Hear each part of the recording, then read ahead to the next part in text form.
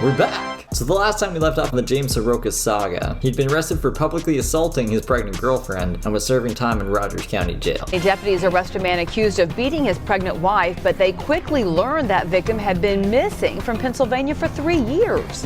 Then, investigators say they found dozens of videos on the internet of James Saroka mentally and emotionally abusing his wife. Investigators tell News on 6's Reagan Ledbetter this is a dark story that just keeps getting darker. Since then, James was released earlier than expected around late February and was served with a restraining order against his ex-girlfriend. Upon re-entering society, James went right back to his attempts at social media fame, while also trying his hardest to grift from the Claremore community, specifically their churches. These Facebook comments about James, a person writes, "My friend works in town, and she said he came in looking for a job and a place to stay. She said that they were trying to get him a job there and a place to stay. She is in drug court, so she couldn't help him. She called her church to see if they could help him, and when she told the church his name, they said they already tried helping him, and that there was an incident that happened where they had to escort him off the property. They didn't tell her exactly what happened, but the church says that he has very bad anger issues and good at manipulating. After she got off the phone with the church, she told him that she could not help him. After he left, she looked up his name and realized he was a bad guy, but she said he came off as charming and very clean, so she had no clue and wanted to help him. I'm just glad she called her church. That's everything she told me about that night. It happened Thursday night. Luckily, someone recognized him and advised the churches to steer clear of James, which itself is kind of bittersweet because this then led James to reach out to his family and eventually try to see his ex again. Around the end of April, his stay at his mom and sister's house was cut short, lasting only about a week before getting thrown out, as James refused to get a job or help around the house, threatening his mom and sister while also ripping doors off of their hinges, and at one point telling them their lives would be much worse if they kicked him out, going as far as telling them that they would lose their house over this, according to James' sister. Check out my last post. My brother Jimmy was here for under a week. It's ridiculous.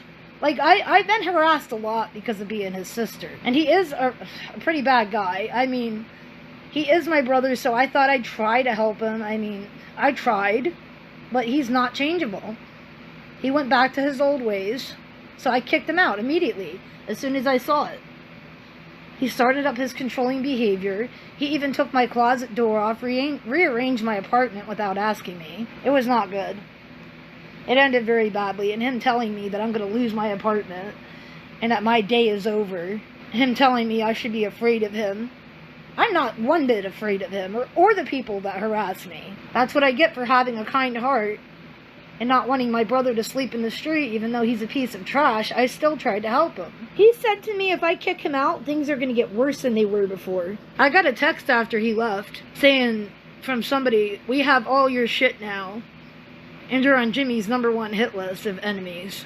One moment of weakness is all it takes to almost get completely fucked over. James also apparently told his sister he murdered 5 people. Let's not forget that he just told his sister that he has murdered 5 people. Whether he was trying to do a scare tactic with his sister, I don't know.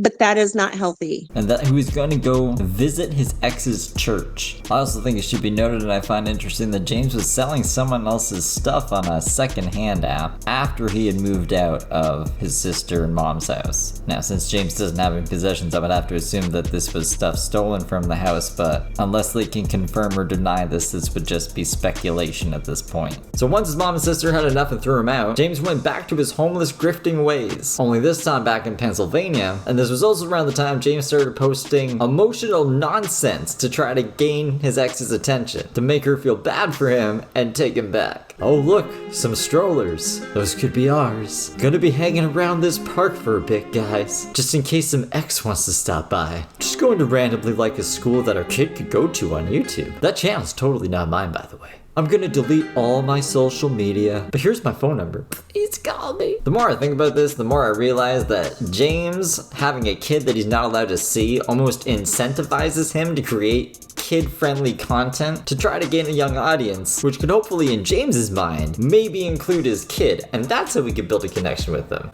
Which is gross. During this time, James is also interacting with anyone he can find from his old community, including a majority of people from Periscope, Sen, and Maya. At one point, James hosted a Twitter space after he was on another Twitter space with this weird Gretchen chick. My son's way worse than Jimmy Saroka, trust me. You guys have no idea. where Conger basically sucked his dick for a whole hour. You sound different. You really do. To be honest, you sound like you've really worked on yourself. Keep going forward. I think you sound different, and I think you can make a change and do something better. Just focus on that, man. That's what you got to do. If people ask questions you don't want to answer, just say no comment. You served what you had to serve. You paid the piper, as they would say.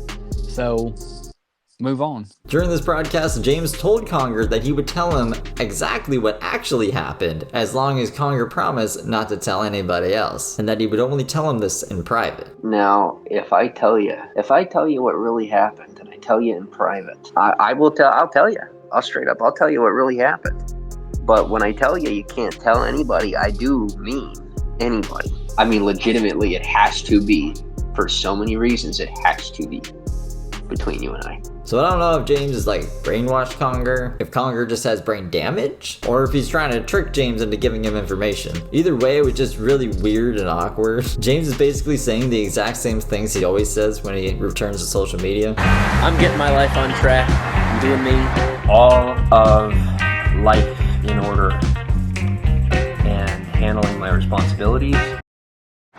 Get healthier every day. My body is just by nature going back to a place of health. I'm grateful that I am grateful, because even if I spent time behind bars for being framed, and it is framing. And Conger's just over here being like, wow, James, you've really changed. I can hear it in your voice. The things you're saying is like literally the same shit he always says. Done a lot of learning, guys, a lot of growing, and I'm moving up in life. I finally got my life together. Things are gonna be different this time, guys. Some other notable moments from these interactions include James not taking accountability or showing remorse for anything. James, I'm not arguing with you, but I'm just saying you're a piece of shit. I'm sorry for hurting your feelings. What did you learn from your mistake? The thing I learned is that I don't have to be fighting to fit in. All I had to do was sit back and get to know the people around me. I was fighting hard to be heard when part of being heard was hearing. What the fuck does that mean? Long, uncomfortable pauses. Did you ever apologize to Kate? Sorry.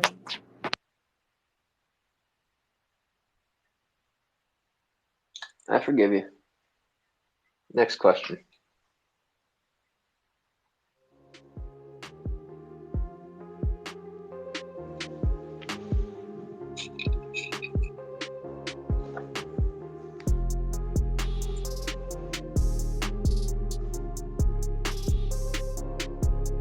This is really awkward. I actually want to emphasize just how many pauses there actually are here. James was on Twitter Spaces for 2 hours and 33 minutes. If you were to cut out all the dead air, it would leave 1 hour and 32 minutes, which means over an hour of these broadcasts is literal silence. If you don't believe me, go download them for yourself, pop them in Audacity, and truncate silence the audio. Conversations that if you showed me them without context, I think it was a bad script some second grader wrote, not even exaggerating. Fuck off, Steven. Don't pull that shit with me, all right? Guys. This is not the place, all right? Don't pull that shit with me right now. No. Don't you pull that shit with me, Gro. Don't you pull that shit with me. Don't you pull that shit with me. No, don't you pull that shit with me. Don't you pull that shit with me. Don't you pull that shit with me, Steven. Don't you pull that shit with me. Michael, don't you pull that shit with me. James threatening to find anyone who disrespects him and to lock your doors at night. Hey, this is real life. This is real life. This is real life. Yeah, very good. Very smart. No, I'm just saying it's a big deal to do what you did. You should. Hopefully, you're not the same person. Be calling Nate on I don't know you from before, but Nate, it's entirely appropriate that you begin to be quiet. I am far worse. You need to learn to be quiet. I'm making better choices. I'm staying on that track. You need to be quiet. You should. I'm listening closely. You need to listen. It's time for you to be quiet. Okay. Speak. Go ahead. This isn't an edit. This is James literally telling someone to be silent so he can sit in silence. I'm overwhelmed with your intelligence. Oh, for the love of God. I'm going to find this man. You come at me with disrespect, and you will need to lock your door at night. And this weird Gretchen person who defends and sympathizes with James because her son is a domestic abuser or something. James has 1 domestic violence, but I'm telling you what, my son has 4. And one of them was against a pregnant woman. This lady was also trying to imply that there was no evidence that James has ever assaulted his ex, despite him admitting to it in the past and being caught on camera doing so. Have you ever seen Jimmy Saroka lay hands on his fucking woman? No. Everyone does bad things. No one needs to judge. I appreciate that, but I hit a woman. I'm asking all of you, have any of you seen Jimmy Saroka lay hands on his fucking woman? No. I told you I hit my girlfriend. Like, I said that out loud. Have you seen her sit there as a freaking victim and not even cried out and said, "Oh, stop doing this"? No. This is kind of fucking bullshit that fucking pisses me the goddamn fuck off. Like, lady, I get you see your son and James or whatever. My son. That's what my son went through. My son was in prison. My son has been in prison for domestic violence. If my son came in this community, he would be treated worse. Were you around when everyone thinks my son is gross, and he's not. That's what I've seen with my son. I've seen my son get the fuck beat out of him by many women, and my son ended up in fucking prison. My son strangled her, and my son went to prison over my son. They've all fucking destroyed my son's fucking life. My son, he reminds me a lot of my son. My son's way worse than Jimmy Saroka. It reminds me of me and my son. My son is gone. My son. Neither has my son. It's got nothing to do with your son. But James was caught on camera in public assaulting his pregnant girlfriend. We can't really give him that, "Oh, well, only you two really know what happened" out. That I can afford Kai Weiss, for example, until proven one way or the other. There's also this angry Yeti guy who was trying to get on James's good side and get the big scoop or something. Jimbo, I'll put it to you this way. Bygones are bygones. I want to hear the story. I want to hear the truth. Okay. That's all I care. Nina keeps muting me. But his set was laughed out of the community despite him only asking James like one question, which was, "Are you James Saroka?" Am I speaking with Jimmy Saroka? Simple yes or no.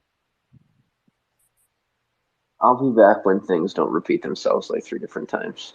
Thank you for having me. Yeti, why do you keep fucking asking him the same goddamn question? Am I speaking to Jimmy Saroka? He's already told you fucking 20 times it's him. How do you know it's him?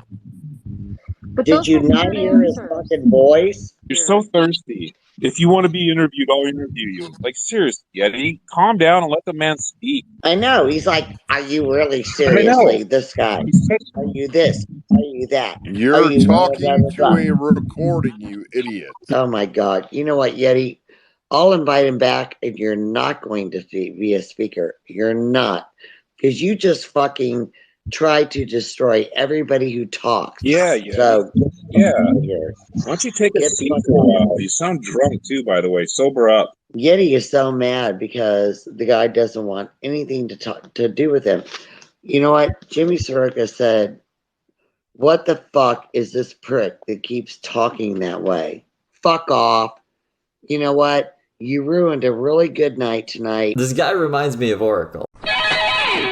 Like, no one likes him. He doesn't really do anything that anyone else is doing, but they're just like, everyone hates him. I find it comical. I don't see what the point of this space was. This Gretel chick basically just made everyone sit in silence because James wouldn't talk or answer anybody's questions. And then when someone asked James a question, she would just yell at them. Even if it was a question she herself had asked before. So again, what's the point of this? Just to pretend like none of this ever happened and James is like completely exonerated of any wrongdoing? Because that seems pretty dumb and extremely weird. During James's brief interaction with Maya, he stated that a restraining order wasn't going to prevent him from seeing his child, to which Maya told him that if he did make contact with her, he would go to jail. And James's response to this was, Well, I guess that's one way to look at it. Yeah, I talked to James for like, I don't know, 10 minutes. It was one of those like spaces, those Twitter spaces. He told me that nobody was going to keep him from seeing his son or whatever. And I told him, I said, James, but you have a restraining order. You know, the police are going to keep you.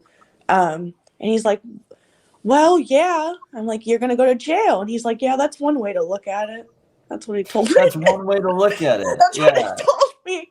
I was trying to tell him, like, James, like, maybe you should just, you know, get a job, go to school, then you can go to the court and maybe prove yourself that you're capable of getting some custody, maybe on the weekends or something, supervised visits, right? That's the legal way to do it. But he definitely told me that he was sleeping on the gas station floor, and then he told me that he had a job set up in the morning, but he wouldn't tell me what the job was. But then that next morning he ended up getting arrested. So when his sad puppy dog post about finding secondhand trash for his kid he'll never meet was met with silence, he went against Maya's advice and went to see his ex and his kid, which resulted in probably the best birthday present I could have ever gotten from the internet: James getting arrested again and being thrown in jail. This guy lasted 3 months. 3 months before getting thrown back in jail. He just made it to a quarter of a year. He was like, fuck this, I need to get arrested again. Which honestly, thank God, because James has a way of sinking his claws into his ex by convincing her that all these consequences that James has had to atone for due to his own piss poor decisions are actually trials and just adversity that he's chosen to overcome and put himself through in order to be with her, when he really just wants full control of her, to the point that he's willing to walk for miles to break a restraining order and get sent back to jail just for a small chance to regain that control. It's not true love, which is how he'll position it. It's a sick obsession with his need to have authority over people. During James' arraignment for violating his restraining order, it cited that he was still living with his mom and sister, which resulted in James's mom making a Twitter dedicated just to say that James did not live with her anymore. I've been in contact with someone who's close to James's family, and they say that part of the requirements of James's release include undergoing a mental health evaluation after finding an adequate living situation, and to pay his outstanding court fees after being found in contempt of court, totaling over $500, not including the fines that he hasn't paid yet from his initial arrest. As of me recording this, he is still in custody and can remain in jail for up to 6 months if he's unable to find proper living conditions. After that, depending on how the mental health evaluation goes, he could either be placed in a permanent residence for mentally unwell people or go back to being homeless, which will inevitably lead him back to being arrested again because James cannot stay away from his ex. So hopefully he stays in jail for another 6 months, which if that ends up being the case, he shouldn't be released until January of next year, if we're lucky. I have updates set on my phone, so as soon as James is released, I'll post it to Twitter. If James is like your only jam, I suggest you follow Damas Chimas and Grayson Riley. They always have their finger on the pulse of this shit. My Twitter is kind of a shit show depending on what day it is, and I'm not strictly a Saroka content creator. So I want to give you guys some other options here in case you don't want to hear my nonsense. Conquer Chronicles and Conquer Chronicles 2 are also great archive channels that I'll link here in the description of the video. Other than that, that about does it for now. If you have any information on James, feel free to link it below or send it to me. Other than that, I hope you guys are all doing well, and adios.